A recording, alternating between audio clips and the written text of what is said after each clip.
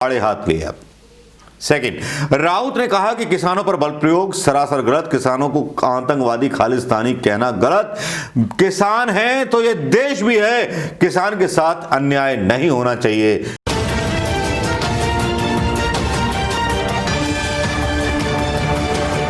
दोस्तों नमस्कार, मैं मनोज कुमार शर्मा। एक बार फिर किसान आंदोलन की बात चल रही है। उस किसान आंदोलन की बात कर रही है जिसने गर्मी पैदा कर दी है हिंदुस्तान की राजनीति में, जिस गर्मी को गोदी मीडिया दिखाना नहीं चाहता बाकी के लोगों को। 135 करोड़ लोगों को, वो 135 करोड़ लोगों को सीधा प्रसारण दिखाता है हैदराबाद का लाइव, जहां पर इलेक्शन लड़ने जा रही है भारतीय जनता पार्टी, और लाइव दिखाता है गंगा माता की स्तुति एक ऐसे चौकीदार की जो चौकीदार राजा बनकर के वहां पर लॉन्च में बिहार करता है और दिया जलाता है, लेकिन अफसोस जाहिर नहीं करता उन किसानों के ऊपर जो किसान खुले आसमान के नीचे पड़े हुए हैं दिल्ली के चारों तरफ और अपना हक मांग रहे हैं। साडा हक लेकर रहेंगे बोलते हैं, लेकिन वो उनसे बात करने को तैयार नहीं है। बोलते हैं जो हमने बनाया कानून वो ठीक है।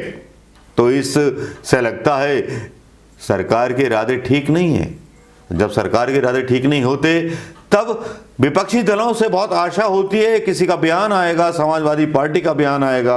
हालांकि कांग्रेस के लोगों ने स्पीक अप विद फार्मर का एक प्रोग्राम चला दिया सोशल मीडिया पर, लेकिन समाजवादी पार्टी गायब थी, तृणमूल कांग्रेस गायब थी, तेलंगाना टीआरसी गायब थी, सारी पार्टी गायब थी। सबको लगता है कि अपनी जमीन ज्यादा जरूरी है सियासत की, किसान इतना जरूरी नहीं है। चाहे किसान भूखा मरता रहे, चाहे सूखे का मतलब शिकार बनता रहे, बस एक लल्लू राम पार्टी कांग्रेस ही है जो फंस जाती है। तो इस पर केवल एक पार्टी आती है निकल करके जिसका नाम होता है शिवसेना। एक नामर्द को मर्द का जवाब होता है संजय राउत का। जो सवाल है किसानों के, उनके बारे में सही बात नहीं बता रहा है। संजय राउत सीधे सीधे बोलते हैं कि जितना बल प्रयोग किसानों पर किया जा रहा है, वाटर कैन और खंदकें खोल दी जाती हैं, सारा कुछ कर दी जाती है, सड़कें रोक दी जाती हैं और इतना सारा बल प्रयोग कर दिया जाता है, तो फिर चीन और पाकिस्तान के साथ किया होता तो सीमा पर इतना तनाव नहीं होता। प्रधानमंत्री मोदी जी, संजय राउत सीधे सीधे ठोकते हैं अपने बयान से उन नामर्दों को जो सरकार के रहनुमा बने हुए हैं। अब जब वो नामर्द हैं तो नामर्द हैं। शिवसेना सांसद संजय राउत ने किसानों के मुद्दे पर केंद्र सरकार को आड़े हाथ लिया। सेकंड, राउत ने कहा कि किसानों पर बल प्रयोग सरासर गलत, किसानों को आतंकवादी खालिस्तानी कहना गलत। किसान है तो ये देश भी है, किसान के साथ अन्याय नहीं होना चाहिए।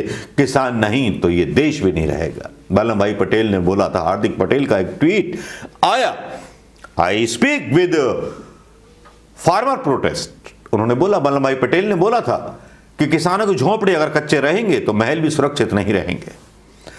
लेकिन इतनी बात इस कारपोरेट सरकार को समझ में नहीं आएगी, क्योंकि कारपोरेट सरकार को पता है कि यूपी में और मध्य प्रदेश में जैसे भक्त मिल गए अनपढ़ लोग, तो इनके बल पे राज कर सकते हैं।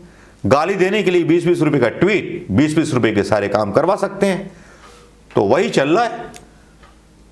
तो भैया अब शिवसेना ने इतनी बात बोल दी तो बड़ी गहरी बात बोल दी। मैं तो इसको यही शीर्षक देना चाहूंगा, मर्दों ने सवाल नामर्दों से किया है और उन चमचों से किया है जो चमचे भक्ति में लगे रहते हैं सरकार की, ऐसी सरकार की जिसके दिल में, मतलब जिसके हृदय में किसानों के लिए प्यार नहीं, जिसके दिल में गरीबों के लिए प्यार नहीं, लेकिन उसको बोलना बहुत अच्छा आता है। जो बोलता है कि हमने गरीबों के लिए काम किया, जबकि वो महंगी जैकेटें पहनता है। वो कहता है कि हमने महिलाओं के लिए काम किया, जबकि अपने यहाँ 43 सांसद बलात्कारी रखता है। बलात्कारियों के लिए कोई कानून पास नहीं करता। इससे तो अच्छा पाकिस्तान होता है जो नामर्द बनाने का प्रावधान ले लेता है बलात्कारियों को। दुनिया भर की बातें, भाग्य देवी मंदिर, ना बेरोजगारी का जिक्र, ना किसी का जिक्र, यहाँ बस एडवर्टाइजमेंट का जिक्र। और मैं दोस्तों आपसे कहना चाहूंगा कि किसी भी आंदोलन में अगर ये गोदी मीडिया आए तो इसको बाइज्जत बिना प्रतिक्रिया किए वापस करें। इनको अपने आंदोलन स्थल पर खड़े ना होने दें। शिवसेना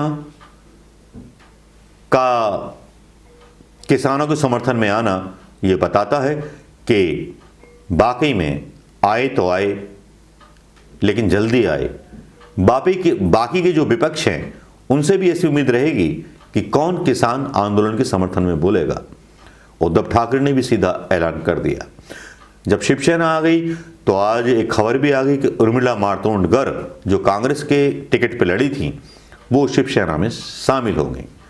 पता नहीं कितने ऐसे कांग्रेस के नेता होंगे जो आने वाले टाइम में कांग्रेस को झटका दे करके शिवसेना में शामिल हो जाएंगे दोस्तों। क्योंकि कांग्रेस की जो भूमिका है, कांग्रेस की पार्टी के अंदर ही काफ़ी बवाल चल रहे हैं, तो उसके बारे में तो हम नहीं कह सकते क्या है क्या नहीं है।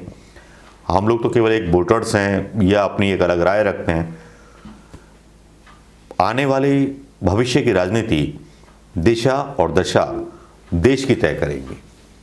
लेकिन घर से निकलिए दोस्तों, शिवसेना निकली है शिवाजी का गौरव लेकर के, तो आप भी निकलिए अपने घर से अपने इष्ट देवों का एक समर्थन और आशीर्वाद लेकर के। किसान जिंदा नहीं रहेंगे तो हमें हिंदुस्तानी भी ना रहेंगे दोस्तों। नमस्कार, जय हिंद दोस्तों।